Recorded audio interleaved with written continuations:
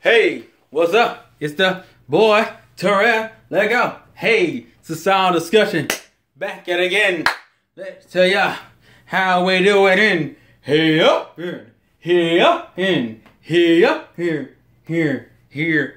I'm being dumb. Yo, what's up, guys? So, just because we have some financial issues going on, it's not really financial issues. It's more of advertising issues. It's whatever, but Patreon and whatnot's in the description, so if you can, it'd be appreciated. Thank you in advance. Also, we're going to do a little quick shout out to Emma. I saw you comment in the last video. Keep commenting. I like to see those comments, just disgusting stuff. So, not going to force you to, but it'd be nice to keep seeing you in the comment section. Anywho, back to today's business, which is today's Sound Discussion.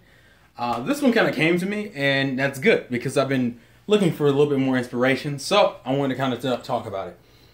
And today's topic is reality or realism. I have not decided how I'm going to title the video, but something along the lines of reality will kill you.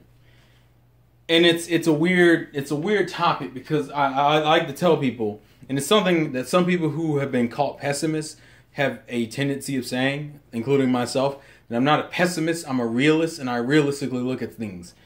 And the problem with that is that reality is a bitch. Reality fucking sucks. Like, I would say half of the time, at the very least, half of the time, reality sucks. And the reality of a lot of situations tend to put people in positions where they don't want to be. Which is why I would suggest that even though being a realist to me, it's hard, because it's not like it's a bad route in itself. But it has some intrinsic flaws that can cause you to completely stagnate in your life. For example, a positive outlook tends to portray you better as a person, which can then lead to better opportunities. Because some people will look at your attitude, and it's weird because in life, sometimes people are looking even when you don't think they are. And because of those people looking, and because of those things that they see when they're not focusing on you, when you become a focus in that person's life, whether it's through a relationship or a job offer or whatever, they look back at how you were like a year or two ago, or even like a few months or a week ago, and they're like, damn, well, this person's pretty negative. This person has a pretty poor attitude. Do I really want them around me, whether, as I said, in a relationship or a business venture? Because you're being a little bit more optimistic, you tend to get portrayed better, and people tend to look at you with a more positive outlook, which tends to help you in future endeavors. Being a realist, in my mind, always meant looking at things on a realistic scale, which unfortunately always lean towards negative, because that's how reality is. And the idea is that if you never set up expectations, then you can't be disappointed. But if you never take the risks, then you'll never even have the opportunity to be happy, which is kind of the whole idea. Because realistically, realists tend to take the middle of the road, safe but nothing too reckless, so they don't pretty much throw it all away. What is the it? It kind of depends on the situation. But you don't want to throw it all away on some reckless venture, because in this world, taking risks is almost as bad as a fucking death knell. It's crazy how many things can fuck you over because you decide to take a risk. And most people will tell you it's better if you don't take the risk. But the thing is that just because you can lose big on it also means that you can win big on it. Now, I'm not saying that that's something you should do. I'm just saying reality tends to skew us in the position of not taking those risks. And sometimes, even if the risk doesn't pan out, there are things that can result from those risks that does pan out. Not every time you take it, and I'm not, as I said, don't take giant chances all the fucking time. But you'd be amazed what one little reckless act in the right direction can put you. Because the whole point is that how are you expecting to move if you don't even put yourself out there in the first place? And like I said, and here's the thing, being a realist doesn't mean you won't do that. It just means you'll do that at a slower and more steady rate. And and obviously you get the saying of being the turtle, in the turtle versus the hare, slow and steady wins the race, which is true. But in this world, you should know as a realist, motherfuckers take shortcuts. Motherfuckers will cheat you in every which way to get ahead, especially depending on what field you're in. The more competitive the field, the harder it becomes, where you have to constantly push through every one of these motherfuckers. And the smart thing to do in some situations is, if you're not willing to change, to get into another position. But to me, it's like you're getting pushed out of your joy in life. If you have a passion for something, you have to be willing to fight for it. Exactly what comes when it comes to like making YouTube videos. YouTube currently is in a position. YouTube and the networks are currently beating the YouTuber down. You can't. We're demonetizing videos. It's not advertiser friendly. You're not a TV network, so you don't get your special privilege like you should, quote unquote. We're making it harder for the small channel to rise up and make any fucking money. And it's because of these things where it's like, realistically, you might want to go get a job because self-employment does not have benefits, right? You your money is always inconsistent because it depends on how well you do in certain months. And once you do YouTube for a while, you realize that certain months are intrinsically going to do better than others. So you're constantly getting beat down with the reality of this is not the smartest fucking decision. But if you want to be happy, you got to learn how to make that shit work. Like I mean, that's ironically enough, that's the reality of it all. If you want to be happy, you have to look inside yourself and go, how bad do I want to be happy? How tired am I of feeling some type of way? How much am I willing to take? And how much am I willing to fight for what I need? Which is why people have no problem doing sponsorships and brand deals and cross promotion with other YouTubers or on other websites. Because they want to make this a reality. But like I said, that doesn't happen if you're not willing to take the risk. It's like people who want to be actors and singers.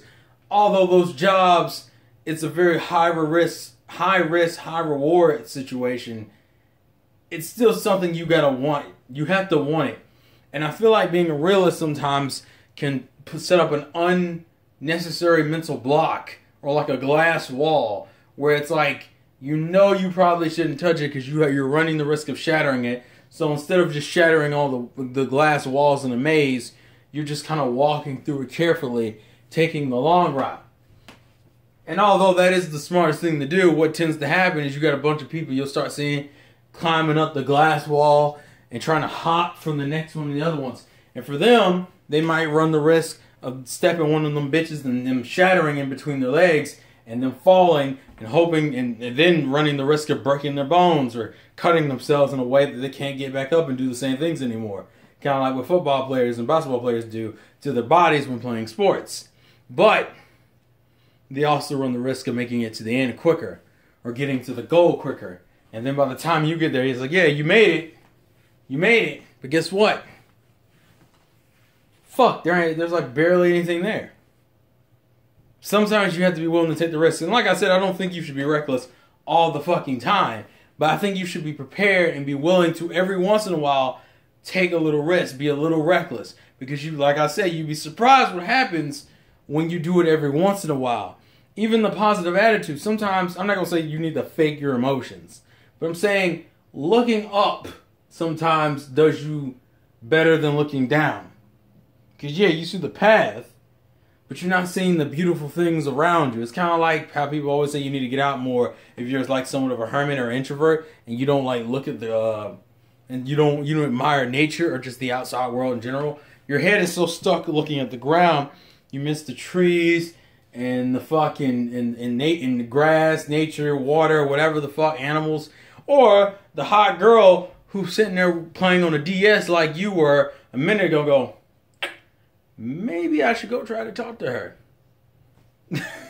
It's like, and it's crazy because it's all these little small things that'll fuck you over.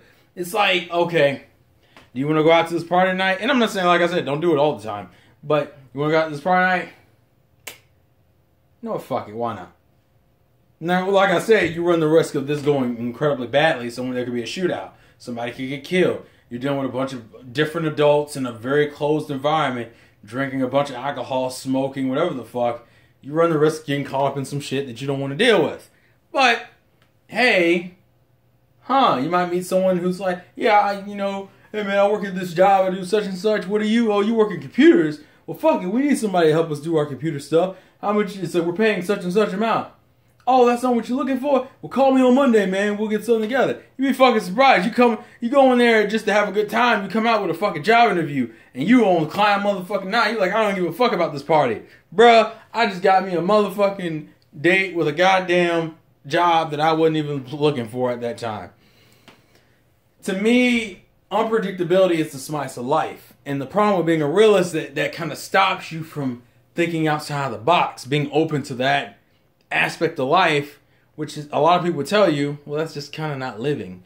It kind of defeats, not completely, but it kind of defeats the purpose of living. So you have to leave yourself open to those opportunities. It was just something running in my mind. I think, and it also helps people just come out of their shell. Sometimes you just need to put yourself in a social situation to see how you can handle it and how you're at. Because if you have anxiety, obviously you don't want to just throw yourself in a giant crowd of people. But anxiety is not considered a good thing. Anxiety is usually a pretty detrimental thing for you, especially because society, was I saying anxiety is detrimental, because in society we don't do people with anxiety any fucking favors other than hop them on a bunch of fucking pills and tell them they better get their shit together. So in my personal opinion is I think it'd be better to try to work out your issues like within yourself than relying on some sort of drugs. But that's also just a personal thought of mine. I'm not going to go too far into that. If people want me to even talk about that kind of stuff, we can get into the social and mental depression and issues like that. But I just kind of want to throw my thoughts out here. So, hope you guys enjoy, got something out of it. If there's a discussion you want to have about this, leave it in the comment section below. Would you rather, are you more of a realist or are you more of an opportunist? I guess that's it. I mean, I don't want to say like you're a wildflower or some shit, but like, if you're more willing to take risks, or if you're the kind of person who wants to play it by the straight and narrow. Because I'll be honest with you, sometimes that's what I do. But sometimes I have to kind of step out of myself for a second and be like, you know what, fuck it, let's just say what happens. And like, sometimes you get punished for it, but sometimes shit just happens and you're surprised by the outcome, and you're like, I guess it was worth it. So, and it's those moments of unpredictability that kind of makes everything worth it. So, I don't know. Leave your thoughts and comments in the comment section below. Hope you guys enjoyed. Thank you for watching. Thank you for enjoying. This has been Vlogs of Game for your boy Terrell, and I will catch you guys. Random fish motion later. Peace. Oh, okay.